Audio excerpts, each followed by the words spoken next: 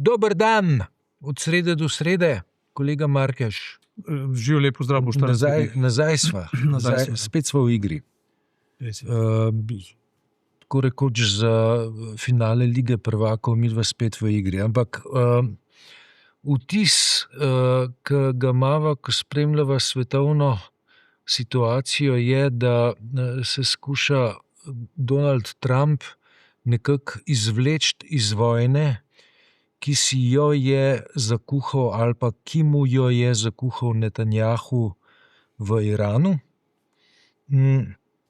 Če sva z nogometnimi metaforami začela, iranska nogometna reprezentanca bo nastopila na svetovnem prvenstvu v nogometu, ki se bo med drugim odvijala tudi v ZDA.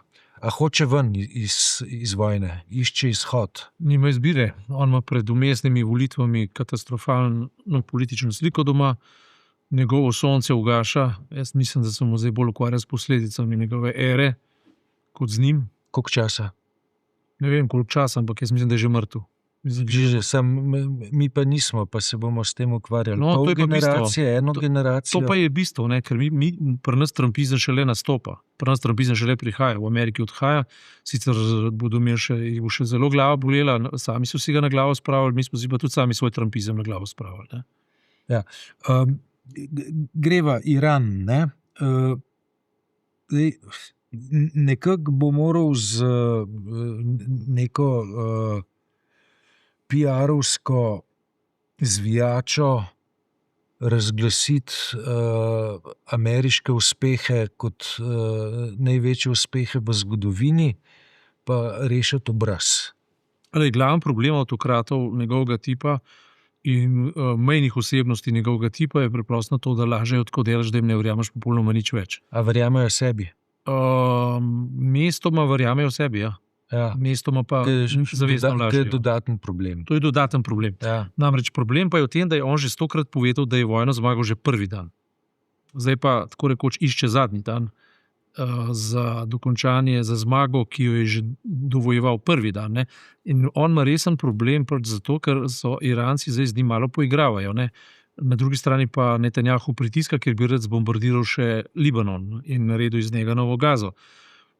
Trump ima pač katastrofalno, ne samo politično, tudi gospodarsko sliko, ker goriva so se mu podražila že za 50%, da ne govorimo o tistih jajcih, s katerimi je nastopal v predsedniški kampanji.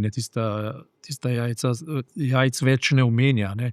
V bistvu ničesar več ne omenja, ko mu povedo, da je absolutna večina Američanov proti vojni v Iranu, ne samo v izhodišču, ampak tudi že v nadaljevanju, ne, pravi, da so to fake news in se spet zateka k blatenju medijev in tako naprej. Skratka, ne vem, ali si sploh še Trump zasluži, da ga obravnava. Morava ga zaradi svetovne geopolitične slike in zaradi posledic, ki sevajo v Evropo, ki sevajo v Slovenijo, ja, seveda, ne, ampak drugače pa je ob obravnavanju Trumpa treba pokazati tudi nekaj prezira. Ampak rekel si, da so si Američani sami trumpizem navlekli na glavo, ampak mi pa tudi. Zakaj? Zato, ker nam nastaja vlada, ki je koalicija lažnivcev. Se pravi, govorijo o konceptualni koaliciji, ki jo sestavljajo, govorijo o tem, da imajo večino, v bistvu imajo manjšino. Imamo Stevanoviča, ki je zelo nedostojen predsednik državnega zbora, ki za svojo stranko trdi, da bo opozicija in da je opozicija, hkrati deluje pa z potencialno oziroma z bodočo novo vlado. Ne.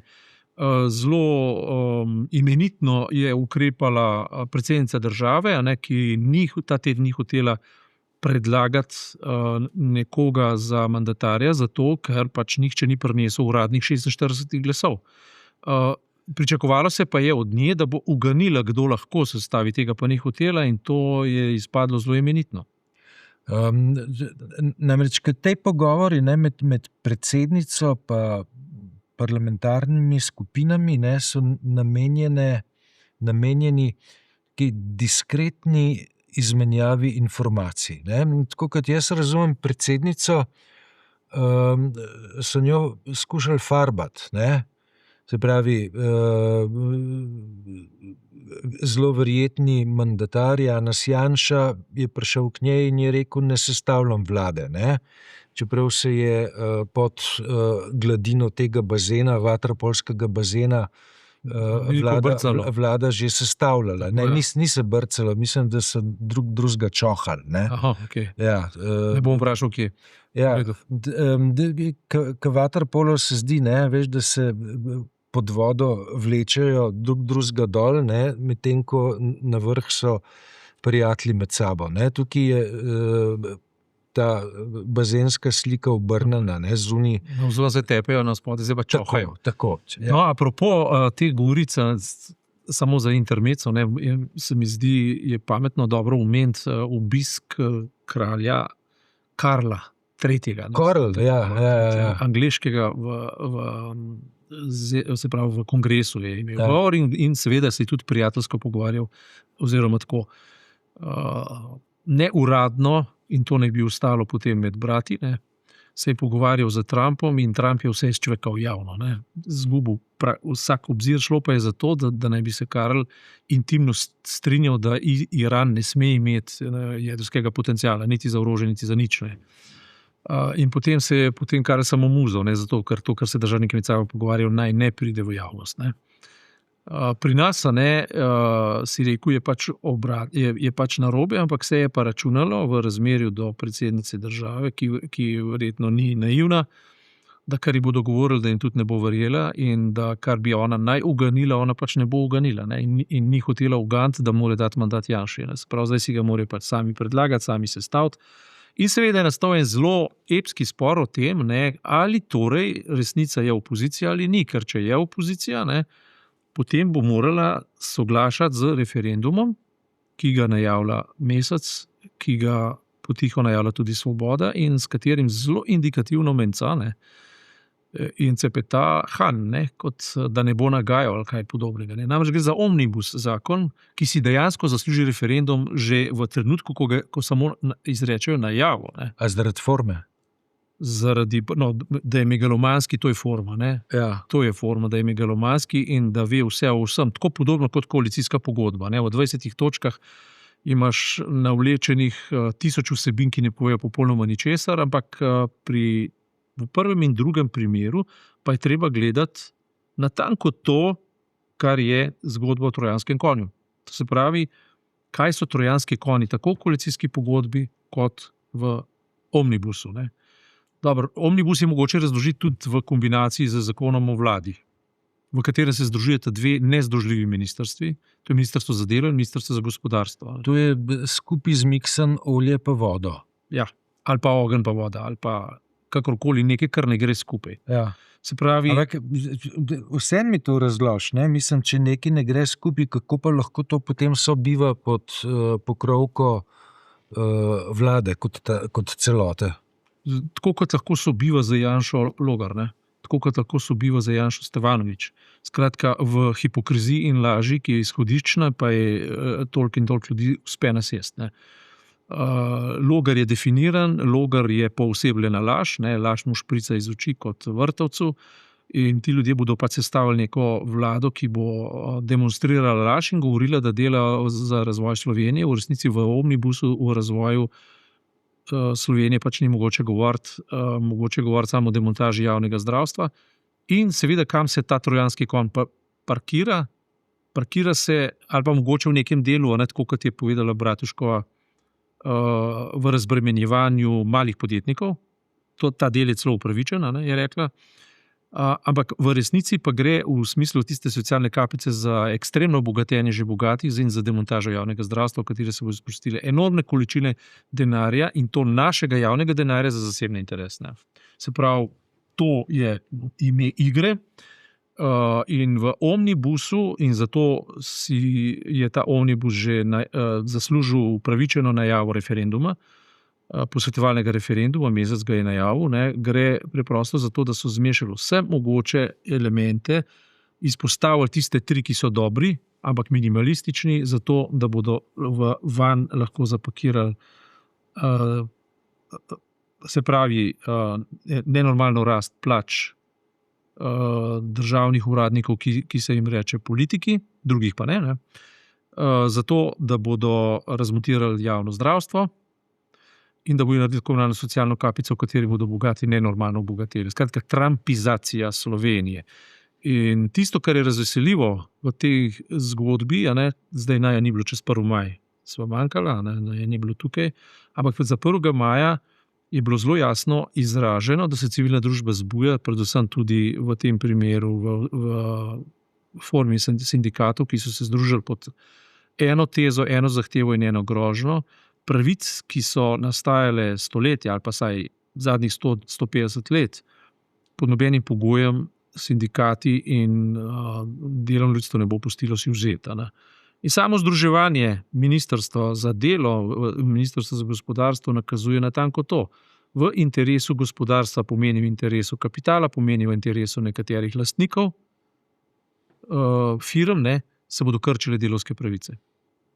To je nespodobno. To, da morajo podjetniki dobiti dober okvir za svoje delo, je zelo pohvalno in samoumevno. Ne more se pa to delati na način, ki je tako reči analogon trumpizacije, kjer veš, kaj je rekel takrat Trump, se spomniš? Big beautiful bill. Ja. No, in to je zdaj big beautiful bill, je ta omnibus zakon. Zelo neduhovit pristop. Zelo neduhovit pristop in to v času, ko je Orban padel, to je še za poobravnavati, ko je Orban padel, v času, ko se Trump sesuva dobesedno, v času, ko Iran zmaguje in se preurejajo svetovni odnosi, gremo mi šele v zgodno fazo trumpizma. Nesprejemljivo. Jaz mislim, da zdaj bo pa res prišel čas, ko bo vsakdo izmed nas moral začutiti klic v sebi, ne moram biti več pasiven, nekaj moram narediti. Vsak od državljanov mora reči, nekaj moram narediti. Nekaj moram narediti zato, da nam ne bodo razsuli demokracija, ker nam jo bodo. Da še nekaj, trojanskega konja omenjaš kot metaforo, seveda, kdo je Odisej potem? Odisej je vsak državljan, ki se v tem kaosu zmore privezati na jambor in se odreči klicu siren, ki na kratko roko obljubljajo sladkosti, zadovoljitev svojih strasti, sladkosti in finančne in take in drugačne, na dolgo roko pa popolnoma jasno povedal, da se bo ladja razbila na čereh. Odisej je vsakdo izmed nas, ki se je sposoben odreči lažem, ki se je sposoben zavezati pravilom, ki je sposoben priseči na načela pravne države, ne popušča tistim, ki te besede izrekajo, pa se jih ne držijo. In tukaj gre krivda tudi v tako imenovane leve stranke. Ne borimo se za leve stranke, borimo se za državo. In ki hoče povedati, da Slovenija mora ohraniti kondicijo sine qua non naše samostojnosti in to je socialno integracijo. Kar ne pomeni, da uspešni ljudje ne morejo odskočiti, ampak da morajo odskočiti na način, ki ne poškoduje socialne kohezije, ki ne poškoduje delavcev, ki ne poškoduje, pa nočem biti zdaj samo v delavski retoriki, jaz hočem govoriti o dostojanstvu državljana kot tazga. Zaradi tega, ker predatorji, ki stojijo v trupu, v utrobi, bi rekli naši hrvaški bratje, tega trojanskega konja, dejansko nimajo nobene zveze z demokracijo, ampak samo za nekimi zelo, zelo partikularnimi, zelo gnilimi in zelo nečastnimi interesi. Ker zdaj ima Odiseja dvojno, se pravi, ti si rekel tak, se mora na jambor prevezati, pa ne slišati siren, ampak hkrati je ta isti Odisej bil tudi v trebuhu od trojanskega konja, tako da na nesrečen način se te metafore med sabo izničujejo, ampak poskušajo izluščati jedro sporočile enega in drugega. Ker to šlo je pa za osvajanje Troje. Pa recimo, da moramo mi se preleviti tudi tisti, ki se hočemo privezati na jambor, da se bomo tudi umestili v novega trojanskega konja, ki bo vdrl v starega trojanskega konja in osvojil Trojo. Troja je pa demokracija in jo iztrgal iz rok avtokratov. Pa tako recimo. Dobro je. Jaz mislim, se moram vrniti na to, se pravi na idejo, da Ministrstvo za gospodarstvo izvede sovražni prevzem Ministrstva za delo. Ja. bi še enkrat mogoče malo drugače vprašal. Ne? Zdaj, 35 let in več velja, da ima izvršna oblast v svoji sestavi resor, ki zastopa interese gospodarstva, beri, lahko tudi kapitala, ne? In pa interese dela, zaposlenih, sociale. Teh je večina. Sociale. Tako je. Ne? Predvsem delo. Kako je pa ta napetost znotraj vlade med gospodarskim resorjem pa socialnim resorjem za delo lahko sobivala, čeprav sta bila ta resorja del iste vlade? Sobivati je pač morala na način, ki se ji reče koalicijska pogodba. Na eni strani imaš Levico, na drugi strani si imajo Svobodo, ki se je bolj liberalno, ona celo na začetku desno liberalno orientirala in je bil sistem. Ne, to je tisto, kar je kralj Karel briljantno pokazal zdaj v kongresu, ko je opozoril na Magna Carta Libertatum, na sistem ravnovesij in zavor, checks and balances, na principe demokracije, v katerih ena veja ne more posegati v drugo, in v vladi si tudi imel stranke, ki so zastopale in v koaliciji delavske pravice, in smo stranke, ki so zastopale podjetniške pravice. Zdaj boš imel samo stranke, ki zastopajo ne podjetniške, ampak kapitalske in pa lobijske interese, in to bo en strašno velik problem. In hkrati boš imel pa še stranko, ki se bo delala, da je v opoziciji, zasedala najbolj vitalne, potencialno najbolj vitalne nadzorne mehanizme v parlamentu, ki bi jih morala dobiti opozicija. In to je tudi eden od pripomb, ki jih ima zdaj Mesec, v odnosu do resnice, .si, ne, na ta lažnivi in goljufivi karakter, v katerem bodo na koncu dosegali totaliteto vseh odnosov znotraj vlade, znotraj parlamenta, znotraj države, znotraj vsega. Mika, veš to, da ima resnica čez kot domnevno opozicijska stranka, ne, da ima čez predsedstvo parlamenta, ne, Ja. se bo prodal s to retoriko širine. Ne, končno je prišlo do tega demokratičnega precedensa, da lahko zakonodajni oblasti predseduje opozicijska stranka. Ne, in to je dokaz širine srca in širine obzorij uma. Jaz ti povem še eno večjo širino srca, tako da je v bistvu to že pljučno srce, kako bi se v medicini rekli, tako razširjeno, da že leze ven iz prsnega koša. Namreč, kako je predsednik te stranke, Resnica.si, besno in grdo napadal predsednico državnega zbora Klakočar, češ kako ima kakšno, mislim, da so tudi besede prasci in tako naprej padale, ne? Kako ima visoko plačo, ne? Sam bo zdaj prišel na 8,000 evrov in ne kaže nobenih znakov, ko ne rečem, oženja tega srca, ne? Ja. bi imel še širše srce, ne? Skratka, nič ga ne moti večanje plače in pri čemer bo on zastavonoša. Skratka, te širine srca je naenkrat zelo veliko postavilo in zoper to širino srca se bo treba srčno boriti.